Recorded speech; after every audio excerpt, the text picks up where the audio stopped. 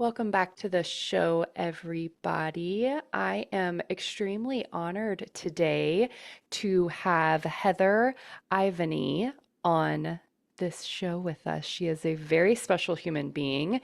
She is actually the first and only person who has opened and read my Akashic records for me. If you are not that far into the woo and you don't know what the Akashic records are, please stay with us in this episode because it's really, really interesting. And even though it does have a very woo-woo side, spiritual side, it's very useful on an everyday basis. We're going to go through a few of the different things that you can utilize the Akashic records for. And if you're somebody like me who's ever tried to do this on your own, you can do it on your own. I have gotten into my records one time several years ago, and it was pretty interesting, but I do highly recommend getting a professional. And Heather is just, y'all will hear from her aura and her like sense of holding you and feeling safe as you open up something like this is just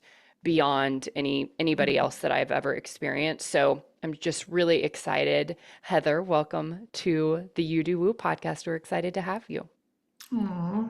Hi, Allison. That was a beautiful introduction. Thank you very much. Yeah, so everybody that's listening knows sort of my backstory and how I went from just being totally in the matrix, working in the music industry as an accountant, and just zoned in to total 180 and working in this type of spiritual coaching. But I don't even know your backstory. I would love it if you would share, if you can condense the past few decades into 5 or 10 minutes and tell us a little bit about your upbringing, the first few decades of your life, and then how you ended up getting into this line of spiritual work. Happy to share that. So my background is completely opposite of what I'm doing now, but I think many of us are like a kaleidoscope of so many different faces and personas and all the different bits that make us who we are. I grew up in a very kind of masculine dominated upbringing. Two older brothers, played a lot of sports. In my early 20s, I worked as a river guide for a couple years up north on the Nahanni River in the Northwest Territories. And I've also worked as a rappelling unit in a forest firefighting division. So that was sort of what I did in my 20s. And then always had sort of a side love affair with spirituality. Growing up, it was more introduced to me through religion, which I think is common for a lot of people. And then, like many in my late teens, just kind of didn't really fit for me anymore, but still wanted to be connected in some way. So I started to dabble and play with meditation and different forms of religion, just learning about them and whatnot. I even took a university course on just like world religions, just so I could get a little bit more of a taste and a flavor for what was out there. And then moved into the yoga realm, mostly based on a physical reason. I wanted to be working in the health industry. And I also knew that I had a body that, wouldn't take years and years and years of pounding through, at the time, this is when step aerobics was a big thing, Mm-hmm. right? So I knew that my body wouldn't be able to sustain that kind of intensity. So I leaned into the yoga realm. And when I took my teacher training, that's actually when I discovered that the physical component of the yoga is just one branch on that tree, and that there's so many different facets. So it was in that matrix where I discovered that a lot of different parts of myself kind of had a home base through the umbrella of yoga. And that satiated me for a good 20 years, taught multiple classes a week and teacher trainings and retreats. And then it's in the last like 5 or 6 years where I wanted to be able to have a medium to be able to go deeper with people, to get further along the consciousness path than what sort of a 1 hour yoga practice can offer. And so the Akashic Records was not something that was on my radar at all. I did an Akashic Record reading for myself, and in that reading, the person who was doing a session with me shared that I was using the records in a very subconscious way. And if I wanted to bring it more into a conscious method, that she would support me in doing that. And so I moved through her program and training, and within 6 months I was leading my own trainings and doing my own sessions. So it feels very much like something that was in me that was just unearthed and brought to the surface. It didn't ever feel like it was something brand new that I was learning and discovering. It was just kind of reclaiming it for myself, if you will. Yeah. Yeah. So I think I've been pronouncing it the wrong way this whole time. So it's Akashic records, like Akasha. cash, Yeah. like money, Akasha. Yeah. Okay. Where, for somebody who does not know what these records are, can you give a layman's terms definition of the Akashic records? Totally. So if someone's more science-based, think of it as the quantum field. So the quantum physics is the study of everything, and the word akasha directly translates from Sanskrit into space, and so space is everywhere. Quantum physics or the quantum field is everywhere. So it's the quantum field to the science lovers, and then the spiritual tiptoers. That's where I lean into consciousness. So Akasha directly translates to space or spirit. And so spirit is consciousness, consciousness is everywhere, same as the quantum. And so you can think of it as consciousness. Yet when we move into specifically the Akashic records, it's think of it like the DNA imprint of your soul. So there's a timeline of your soul's history from, if people are open to it, to the previous lifetimes that you've had, both on Earth and in other dimensions and also on other planets, the present life that you're currently occupying, and then potential energy to any future incarnations or circumstances that might come forward. And so when someone taps into someone's Akashic records, what we're doing is it's almost like you're tuning the radio frequency to the specific dial of that individual or like a GPS location, and you're getting information about their soul's timeline. And it's almost like an etheric frequency or an imprint that's made in someone's timeline, and you're getting information on it. So when I open up someone's records, you can appreciate that it's a lot of information that's sitting there if we have multiple timelines and multiple lifetimes and experiences. So what happens is the information gets filtered as it comes through, so that when it's transmuted to the person across from me, it's clear, it's concise, it makes sense. It's not just opening up a closet and a bunch of stuff just kind of falls out and it gets thrown at you. Yeah.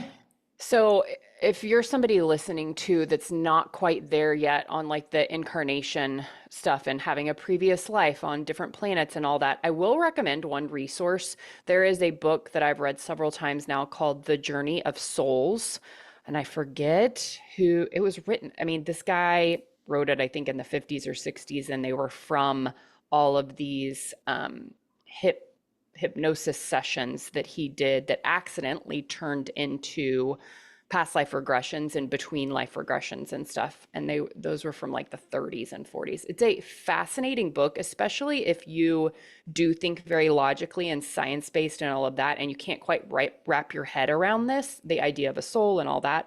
This book does a great job with that, and then I think that you can sort of understand what the Akashic records are reading, um, as far as things that have to do with previous lifetimes or future lifetimes or times in between lives when we're up in whatever it is called, the spirit world, heaven, whatever, and sort of looking back onto our lifetime and then looking to our next lifetime and all of that imprinting.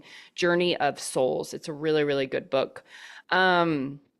So earlier this summer, Heather did a few different, well, we had one session and you were able to read a few different records for me.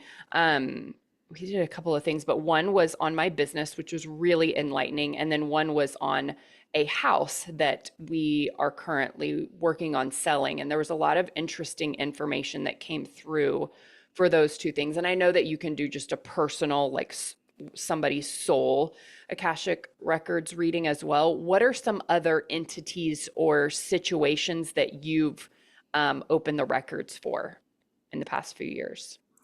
Yeah, so a lot of people they love to go into relationships. So how that works is when you're accessing the Akashic records of anyone, it's a consensual agreement. So if someone's booking a session with me, then obviously there's consent to go into their records. But if in that session they're wanting to go into the Akashic records between a child and them, or a partner, or someone who's even passed on, how that works is I can go into the relationship between the individual and that person, but I can't actually open up the records of that individual without their consent. And so it can be as simple as the person giving consent before we come into the session, and I can go into their records from there and get information.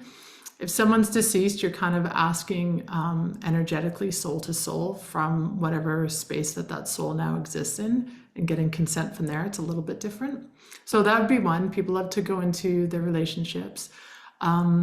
People, you can go into the Akashic records of plants.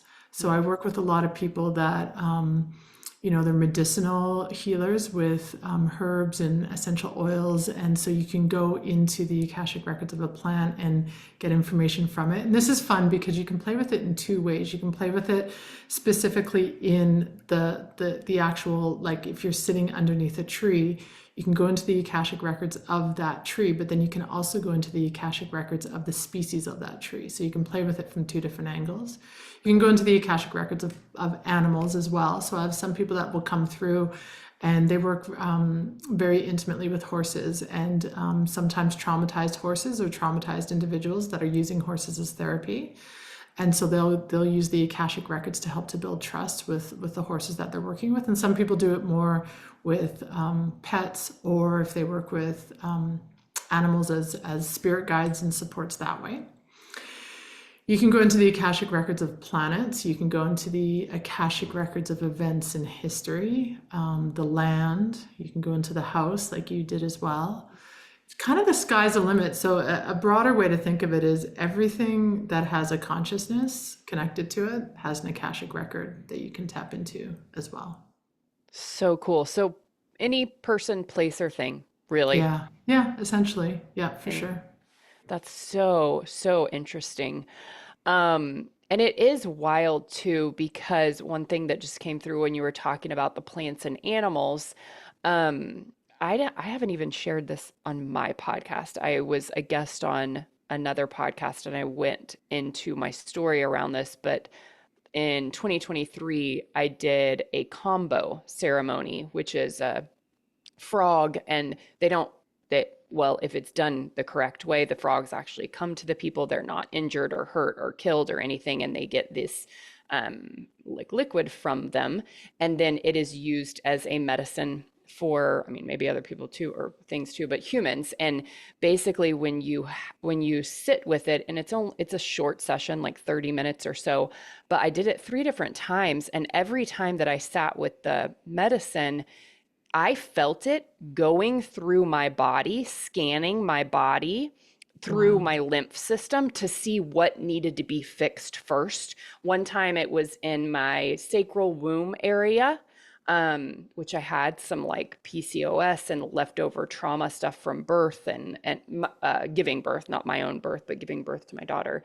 And one time it was more so in my heart area, cleaning up a lot of things in my heart. And then the last one was much more in my head and my brain and crown center and all of that. So it's wild just how very intelligent and intuitive a plant or a animal, or even a like something that came out of an animal, like can Right. be. Like Yeah. it's just a little bit wild. So that made me think of that. Um, yeah, and one thing that we did do was really enlightening was use it for my business. And there was a few pieces of information that I gave you. I think this was mid-summer. And this summer was really interesting. I didn't have a whole lot of clarity around my business. I had like not paused it, but just very much turned down the dial for a while since my child was in camp and not school, and there was just a little bit more time at home and not time in front of Zoom and doing all the things I normally do for my business. So it was an interesting time of like a little bit less clarity. And some of the things that you told me when we had the records open now make a little bit more sense to me. But at the same time, now that we're recording this and early September, I feel like my business is like an entirely different entity now. Right. Is there any way that you could take like 5 minutes or so and sort of show people what that looks like to open the records for a business, see what it has to say, just a little example, and see what You Do Woo is feeling in the current moment? Yeah, for sure. Let's do it. Awesome. Remind me again, do we want to go into the podcast or your coaching business, or is there a name, a title that we It's want to use? You Do Woo, and Yeah. it's the same for the podcast, and they're all under the same Okay. umbrella. So let's see what comes up just for You Do Woo, the brand, the Okay, entity. perfect. And then those that are listening, just usually when I do this, I'll spend a few minutes grounding and centering. I'll do a banishment mantra. I would open up Allison's records first, and then we'd go into the business. But just for the sake of time, I'll condense everything. But just know it's usually lengthened out when we're in a one-on-one session. So we'll just close eyes and let the feet be in contact with the surface beneath you. Let the physical body move into a comfortable position. And then use the breath to create the bridge between the physical and the non-physical. So just become more aware of the way that you're breathing in this moment.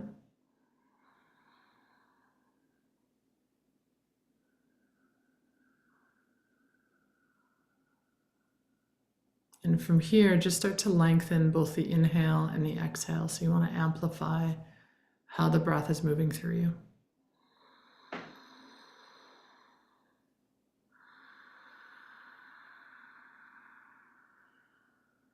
And keepers of the records, we just ask that any information that comes through serves Allison and her business's highest and greatest good. Any information, any energy in any way, shape, or form that does not serve, we ask that it be banished from all timelines, dimensions, and realities. It's welcome to go back to the light, but it is not welcome to be here. Keepers of the Akashic records, I'm going to open up your records too, just because you're so connected to the business. So I'm going to do them simultaneously. Keepers of the Akashic records, please open the records for Allison Cullen and the business of You Do Woo and all names used in this lifetime. Create a safe and sacred space for its highest good and healing. The records are now open. Records are now open. Records are now open. So I'm immediately getting a strong pull upwards and almost like out of body a little bit. So it's just an indication that you're on an acceleration curve right now. You're moving into like a momentum edge with your business where it's going to pick up pace. It's going to get more speed, more traction. It definitely wants to, like, you have a business that requires a lot of sort of hunting, I'll use that word, where it needs to go out, it needs to find different ways in which to engage, and then it brings it back into the home base and it shares and expands in that way. So it has very much a relationship quality. It's not a business that wants to kind of gather, and then not express. It needs to be both in the gathering and the sharing or serving, equally important in your business. So if you feel anytime when you're moving towards like fatigue or burnout, check to see which one that you're in too much of a energetic pull towards and see if you can balance it out a little bit. So if you're like giving, and the cup of receiving is like not feeling like it's being replenished, then shift the attention into the receiving mode. And if you feel like you're kind of stagnant, you've probably been like gathering, and now it's just like overflowing and overbuilding, and it needs a release. The dam just needs to be released a little bit. Does that make sense to you? Mm-hmm, Yeah. mm-hmm. And then where do you want to go? Where do you want to play? What topics or questions do you want to? Well, I think that what I would love to do is also look at, in combination with You Do Woo, the podcast, the business, and how it's serving. I would love to look at the next few months in humanity, in the collective, and see if there's anything that I can do as a steward of my business to help humanity move along in this as we approach this shift in this new paradigm, this new way of being and living. Okay. So I'm going to rephrase that in a different way, and if I'm off, just interrupt me. Okay. Um, keepers of the records any information or wisdom teachings in how Allison can navigate the last quarter of this year to help serve humanity in its trajectory right now. Does that make sense? Perfect. Okay.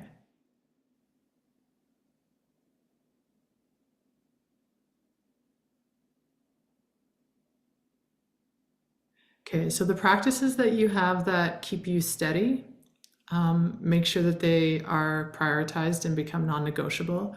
Because what you'll notice is you're the way with the energies and how they're playing right now is it feels like there's you can have a day where it's like, oh, I'm totally doing this thing, this is the best idea I've ever had, and you're super charged about it, and then by evening it can be like, I don't know if that's actually going to work. Mm-hmm. Right, so there's a lot of like big surges that come up, and then followed by like indiscernment as to whether or not to make the decision and step in and go in that direction. So because it's kind of, I'll use the word pulse, it's kind of expanding and it's coming back in. You maintaining a steady through current is going to be really important, so that when you get your yeses, you can trust your yeses, but just allow your yes to sit for 2 or 3 days before you actually start to implement and act on it. Okay. Mm-hmm. There's going to be even more of a bit of a disruption with what people think as being known to them, or what's another word that wants to come in there, like in control would be another way that you can say that. So what people feel like they have control over is going to be, there's a bit of a shake or an altering that's coming up in the coming months. So part of the pulse of the push-pull that you're experiencing is not within yourself, but just because you're connected to the bigger matrix, you're feeling that as well. So this is why the study is going to be even more important. However, when you do land on a particular project or an idea and you decide to implement it, see it through right till the end, even if it, in hindsight, didn't bring in the most financial return or didn't serve the numbers that you wanted to serve. The process of actually starting and completing something this fall is actually incredibly strong for people's mental health. Does that make sense to Mm-hmm. you? Mm-hmm. Okay. And then don't underestimate the power of, like, even if you're serving, like, say 10 people really well, when you're wanting to be serving 30, there's something about the gathering of the people that you bring in. They have their own way of impacting and rippling.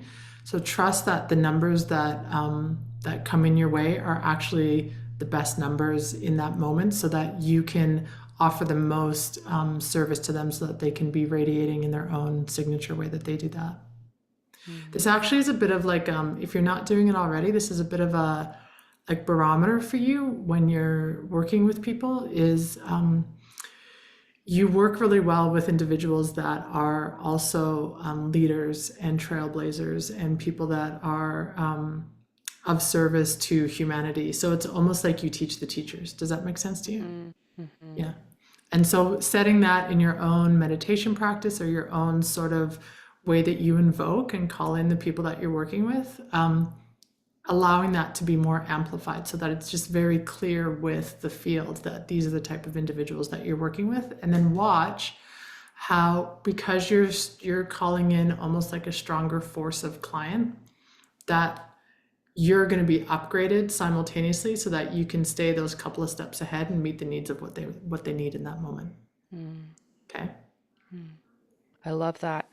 I love that. So Good. as you guys can see, this can be incredibly helpful not only for you personally, but for you in making, looking at your next quarter or 6 months or year of your business and seeing what tiny little shifts that you can make, depending on what is coming up and out in the records. Do you feel like there's any one just like sort of random question of the past, this whole year, 2024, in looking into people's and businesses and situations, records, is there anything different that you feel like is coming up for this year or the next few years when you've been going into the Akashic records? One of the things that I'm noticing most is that we still highly underestimate ourselves.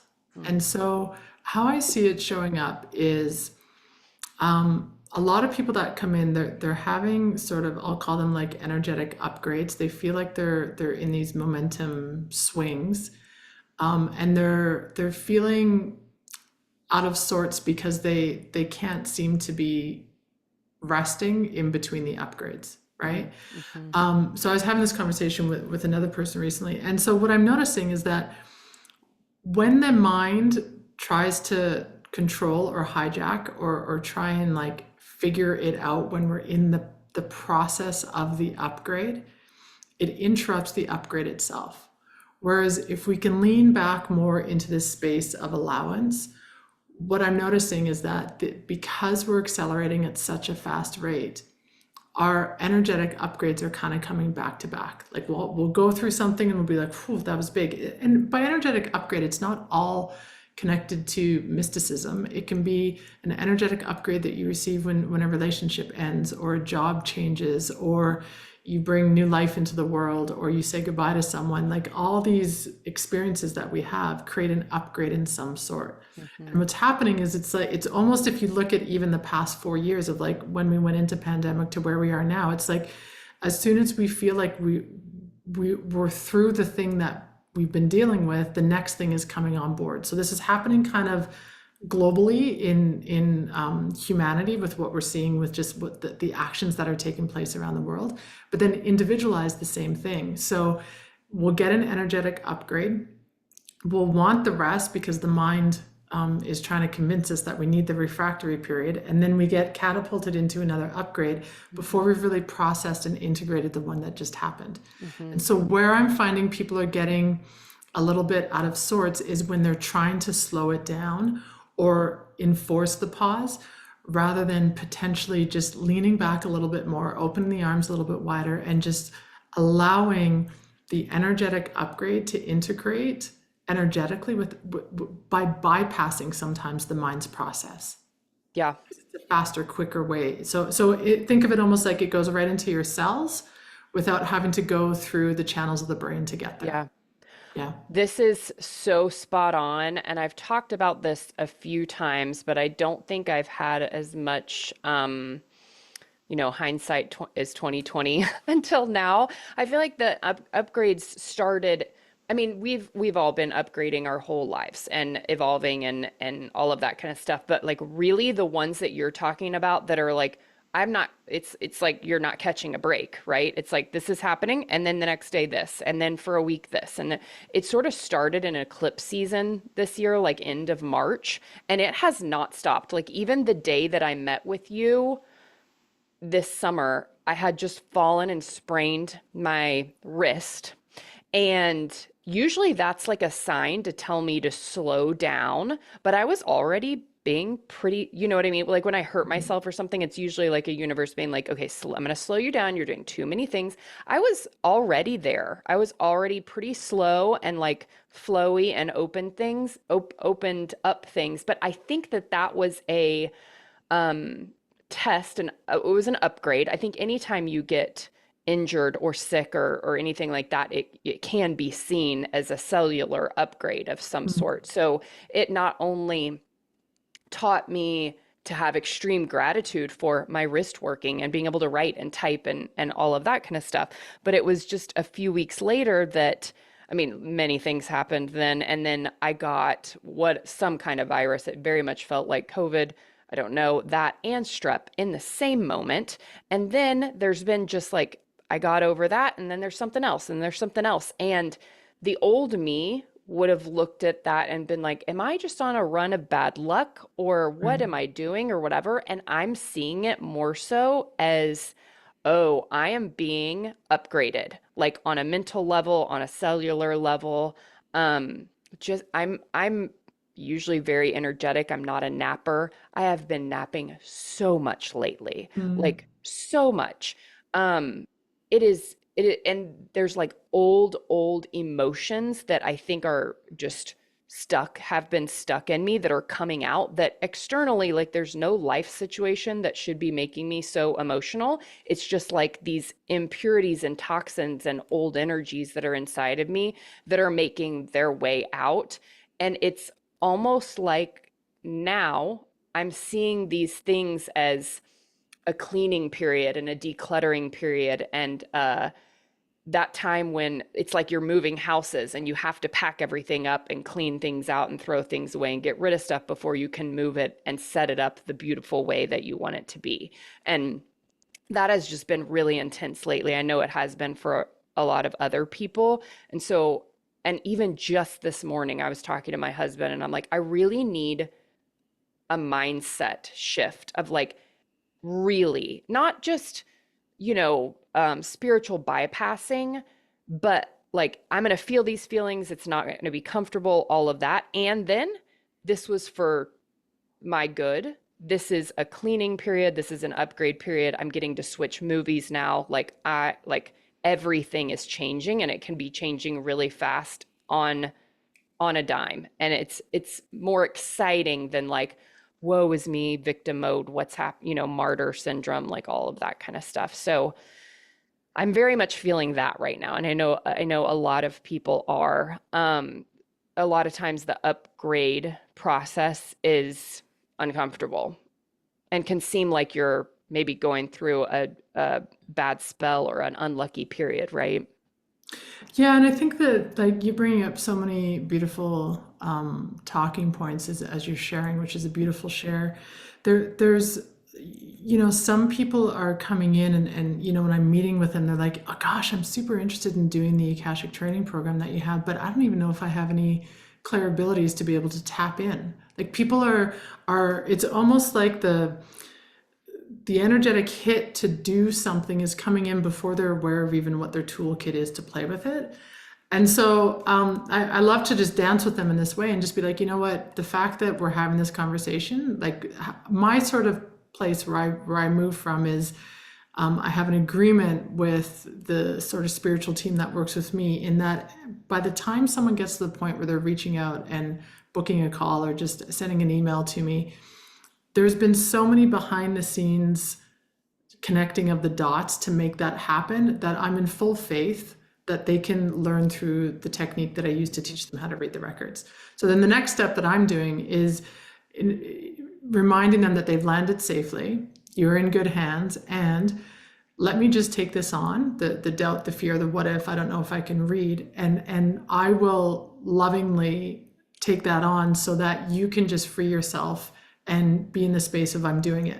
I'm just going to do it. Mm-hmm. And what's fun is that like even like personally, like I started playing with intermittent fasting because I want to just see what can happen when I have those breaks from eating. Now, I didn't think I had the capacity to go much past a half a day without eating before I'd start to like gnaw at my arm because I'm one of those like robotic eaters. Like I like to eat every couple hours. And I'm pleasantly surprising myself. I'm following, it's called Fast Like a Girl. You time it with your Mm-hmm. cycle, which is amazing. And I've managed to get up to 3 days of full fasting without, I thought I'd be passed out on the street. So I'm even pleasantly surprised at my own tolerance for some of the things that I'm dancing with. And same as you, it's making me go like, well, if I underestimated myself here, Mm-hmm. where else am I underestimating myself? I'm still operating from the version of me that was maybe 5 years ago or 2 months ago. And my mind hasn't upgraded to the Mm-hmm. new level that I'm operating from. So this is where it's nice to have outsiders kind of checking your blind spots and, Yeah. challenging you and being like, is that true? Is Yeah. is that the limit or could there be more? And it's not that we always have to be pushing the limit, but I really do think we underestimate ourselves. Yeah. And I agree with you. What's interesting, we hadn't even talked about this. This wasn't on our list of things to talk about on this episode, but I myself and so many other people have changed the way that they are interacting with food over the past few months. And this, everybody's heard me talk about this. We're going through a big shift in the collective and humanity. In human design, they talk about it being the year 2027. I think we're already very much in it. But a huge part of this is the light codes coming to Earth, updating. our Mm. DNA like on a cell on a DNA level, like a cellular level, and we're not even aware of it. There might be some people like me who are a little more sensitive who feel more tired or having like vertigo or different things like that. But one of the things that was told was going to happen is that we were going to start changing how much we need food wise and what drink wise as humans. And this happened with me first of like no longer being able to drink alcohol. It just was like, no, I my body rejects it now when before I lived on it. I was a total wino. And it's just like that happened without like it just happened to me for me. And then this summer it was I read Fast Like a Girl, and I also started. I'm a big like meat eater and animal product eater, and this voice in not in my head, honestly, like my body started saying less animal products, more plants, juicing, that kind of stuff, like fasting for 15 hours, like just try this out for a few weeks. And it's been nuts, like the amount of changes that have happened with my hormones, with my just lately I'm tired, and I very much feel like that's an upgrade thing because that was not the case the first little bit when I was doing this fasting and juicing and less animal products. But everybody that I know is having some sort of interesting health change. It's really crazy, and it's not something that they went to like seek out or was pressured upon them. It's not really a mind thing either. It's sort of like, oh, I'm going to start listening to my body, and my body just wants to wait till it's hungry to eat, or wait till mid-morning, or wait till noon or afternoon or whatever. Or I want different things. I'm craving different things. I don't need to drink alcohol every night of the week. I want to take 30 days off, like all of these different things. So really, really listen to your body for those things, because um, the changes will happen regardless. They just are happening with every human being on this planet, the DNA upgrades. But if you're feeling like you need to make some sort of physical change, health change, change in food, things you're intaking, that can even mean social media, like fasting certain things in your life, be it food or not. Listen to that and play around with it. And you don't have to make any rules about it. Just be like, for the next 3 days, I'm going to try this. Let's see how it goes.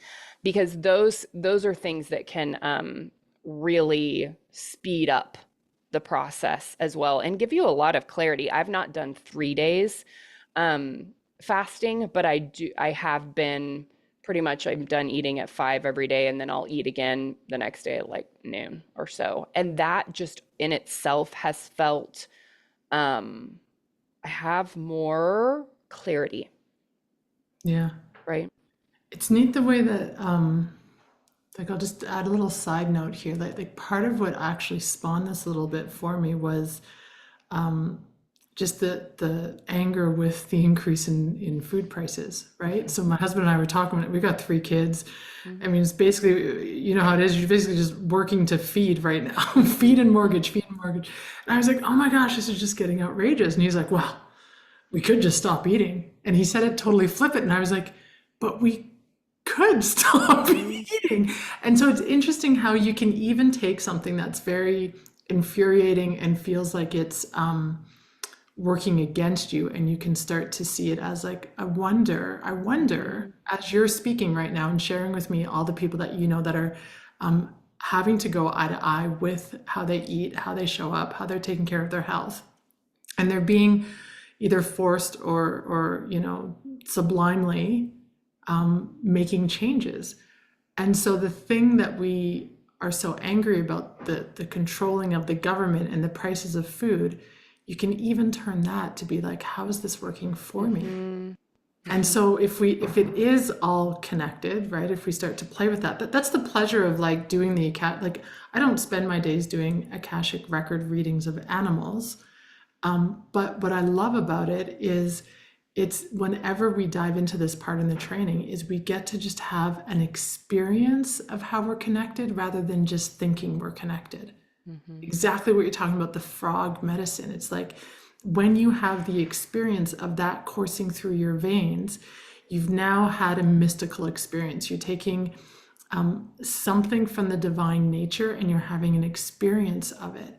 And then you understand it from a whole different level, right? Think of motherhood. Like when you thought about motherhood, there's nothing that can prepare you for it. Mm, And then when you're in it, you're like, I just had no idea I could love in this way. There's nothing that can teach you how you're going to love until you become the parent. And so the experience of the fasting or the food regulating or changing or shifting, even the place where it feels like it's not serving us, it's still coming from a place of love, if that hmm. makes sense, right? Yeah. Food Yeah. prices going up. How much do you hate us? How much do you want us to suffer? What if that too is also a place of love? Yeah. Yeah, Yeah, it also helped us to start growing our own vegetables exactly. and doing that and finding people. Like I just found a girl that lives on the next street who makes and sells sourdough bread, and I'm like, okay, I'm gonna stop buying it from the grocery store and buy it from you. Like it's like Yeah, this whole embracing the communal, you know, food situation instead of relying on the big box stores and all of that, which is better for us anyways and right. more fun. So, oh my gosh, I love it. This is so cool how this sort of more this conversation morphed into what it is, and beyond what we thought we were going to talk about. So, a couple things that I want to end with. One, I know that you do one-on-one sessions still, and people can utilize that however they want. Like you don't have to just dive into your own records. You can connect with Heather, and I'll put this link in the show notes. There's a link to book, and there's a discount code specifically for my listeners. So definitely use that before they get all booked up for the rest of the year.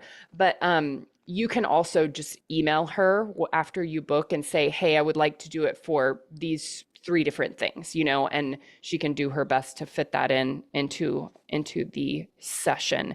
That was very, very helpful for me, because I had specific things that I wanted to open and look at and see, have like a bird's eye view of. And then also let us know. So you do hold retreats and you have one coming up in November. I think you still have one or two spots left. What goes on at your Hmm. retreats? I want to hear. Yeah, so I intentionally entitle them just let it. Let it be, let it go, let it in, just let it. So that we can gather as a group and we can all be guided by the field that's around us. So that the whole intention of retreat is to give an in-person experience because so much of our lives now are like this, they're over Zoom, and giving opportunity for us to actually gather in person and be free from distraction. And it's a full week of experiential opportunities. So the morning is always going to be movement. I offer yoga practice in the morning. First of all, I choose the spaces very intentionally. So the one that we're doing in November, it's located on an like an eco reserve where it's a turtle sanctuary. So we get to Oh, release turtles in the morning, which is beautiful. We stay in tree houses so that we can be in nature while we're on retreat and not be separated with glass windows. So they're tree houses that are on the ocean in Mexico. So the whole ambience of nature there is guiding us in and of its own. And then mornings of movement, we have conversations on how to grow and expand our essence. And then the afternoons kind of get a little bit more into our wild. So we'll have a Temescal ceremony one day, which is like a sweat lodge. Another day we do sacred cacao ceremonies. I might do breath work on another day, but just taking people into sort of the edges of what they think that they're capable of.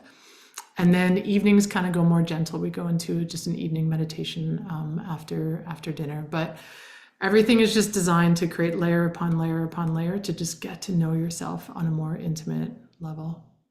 I love that. And how many people are usually at your retreat? I keep them very intimate. So this one's going to be 12 Okay, is the cap for perfect. that one. Yeah, yeah. I So love it's a that. lot of it's not overly crowded and we're not nobody's getting missed in sort of the crowd there for sure. That is beautiful. I feel like that is something that is coming back now, but for the past couple hundred years, we've just totally missed out on as a collective and humanity is that coming together and ceremony and retreat and being in community and making that really special. And I think that's something that's coming back in this new paradigm and this new earth that I'm so grateful for. So thank you for being somebody who is holding space for the Mm. retreat and the ceremony and all that. And it sounds just perfect, beautiful. If you are interested in Heather's week long retreat, please reach out to her. I'll put all of her contact information in the show notes.